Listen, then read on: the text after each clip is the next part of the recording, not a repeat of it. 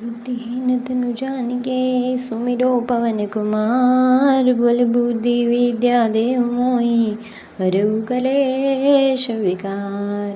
આ સુંદર પંક્તિઓ સાથે આજે હું ભગવાન હનુમાન વિશે મારા વિચારો રજૂ કરવા માંગુ છું. હનુમાન દાદા શક્તિ, ભક્તિ અને નિષ્ઠાના જીવન પ્રતીક છે. તેઓ ભગવાન રામના અતિ પ્રિય ભક્ત હતા.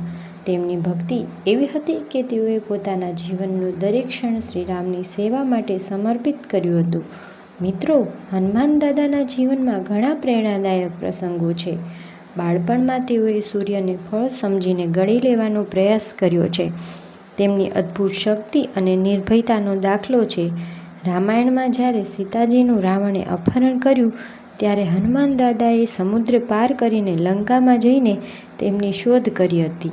તેમણે લંકા દહન કરીને દુષ્ટ શક્તિઓને ચેતવણી આપી અને સત્યની જીતમાં સંદેશો આપ્યો. સંજીવની બુટ્ટી લાવવાનો પ્રસંગ આપણને શીખવે છે કે જો નિશ્ચય મજબૂત હોય તો કોઈ પણ મુશ્કેલી મોટી નથી. હનુમાન દાદાએ આખો પર્વત ઉંચકી લીધો અને તેમના અણવિશ્વાસ અને શક્તિનું પ્રતીક દર્શાવે છે. પરંતુ મિત્રો, હનુમાન દાદાની સૌથી મોટી ખાસિયત તેમની વિનમ્રતા હતી. એટલી શક્તિ હોવા છતાં તેઓ ક્યારેય ગર્વ નથી કરતા. તેઓ હંમેશા પોતાને શ્રીરામના દાસ તરીકે જ ઓળખાવતા હતા.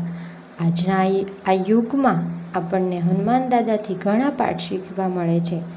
જેમ કે હંમેશા સચ્ચાઈનો માર્ગ અપનાવવો, માતા પિતા અને ગુરુજીનું ધ્યાન રાખવું, તેમની સેવા કરવી, મુશ્કેલીમાં ડરવાને બદલે હિંમત રાખવી અને ધીરજ જ સૌથી મોટું હથિયાર ગણીને બસ એનો સામનો કરવો મુશ્કેલીનો, અને મહેનત અને ભક્તિથી સફળતા મેળવી અને હંમેશા આધ્યાત્મિક રહેવું.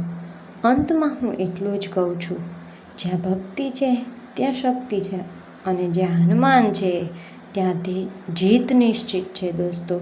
એટલે જય હનુમાન દાદા, જય સાળંગપુરવાળા દાદા, જય ભૂરખવાળા દાદા, જય શ્રી રામ, જય શ્રી રામ, જય શ્રી રામ.